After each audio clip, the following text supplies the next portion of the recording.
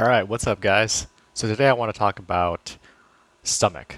So your ability to withstand sudden change, to to take a philosophical view of of things that happen in life. So when I first started investing, I had maybe $3 in some random stock. I probably just logged on to Robinhood because that's when they made buying and selling stocks free. I had maybe $3 invested in some random company that the brokerage app had recommended to me, and I would stare at it for multiple hours each day, and I'd be like, "Wow!" Like it went up like 20 cents or something, and it'd be like, "Whoa! Oh my gosh!" Like, and if it went down, I'd like freak out. I'm like, "Oh my gosh! Like my money! Like it's going away! Like should I sell it?" Like ah. And then I remember when I had about $2,000 in my account invested. And right when I had that amount of money invested, that's when COVID hit. And then the market tanked and got cut in half. So this is a time when I was nearly starting investing and looking at my account, and all of a sudden my account goes from 2,000 to 1,000. So it was completely cut in half. And that was one of the moments where it was like a major gut check. You're like, oh my gosh, like my money just got cut in half. Like yesterday I had $2,000 and now I have $1,000. So it's one of the moments where you can be like, oh my gosh, like you can freak out and you can sell your whole portfolio, or you can buy more. So how do you determine if you should buy more or if you should sell?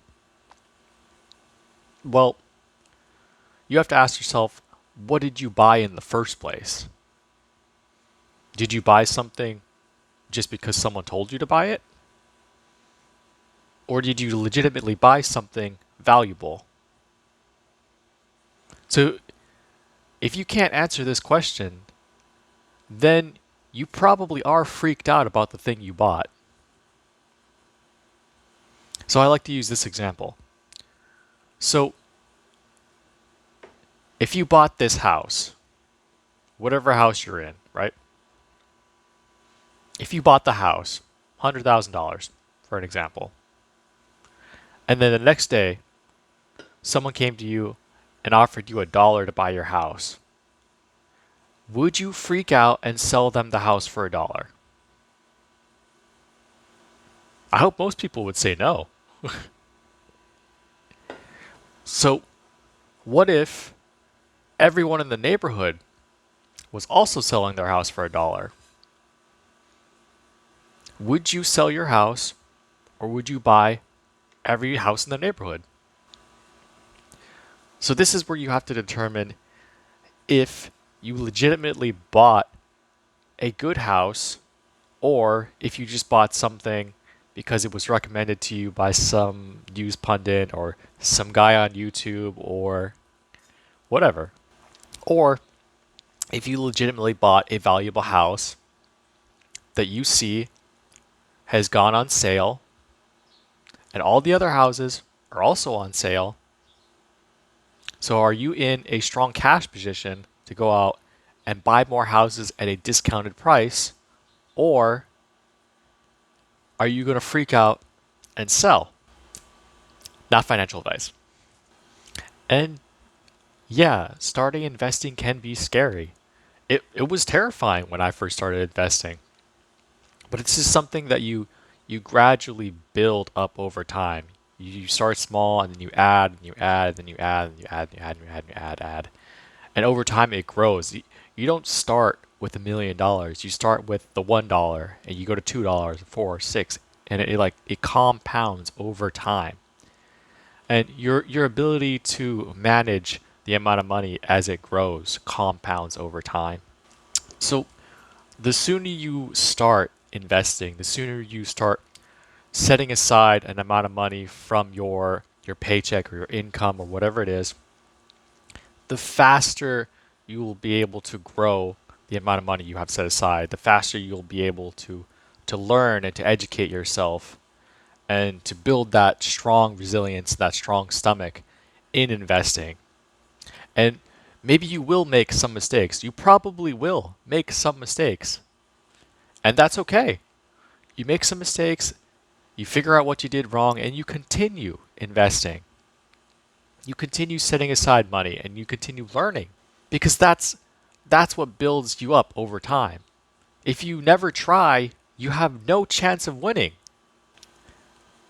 It was kind of crazy holding holding that $1,000 after the crash of the COVID event. After my portfolio dropped by 50%, I remember like opening up my portfolio and looking at like half my money being gone, and it was a gut wrenching event. But going from 2020 into 2021, I remember it doubling and tripling up. So the money ended up coming back to me plus some. And this may not happen in every single event, but still understanding that that was a black swan event, that that was a completely out of the blue event, allowed me to go and to buy other investments that were down at the time and made it so I was in a strong cash position so I could capitalize on that event rather than freak out and sell everything I have and completely go out of the markets because I was afraid of this whole crazy event. So the more you earn, the more you can set aside, the more you can set aside, the more you can invest, the more you can educate yourself and compound over time, the better off you'll be. Anyway, this is not financial, medical, or Aloha Spirit advice. Remember to dislike and unsub. And Uncle Iro. Goodbye. Shoop.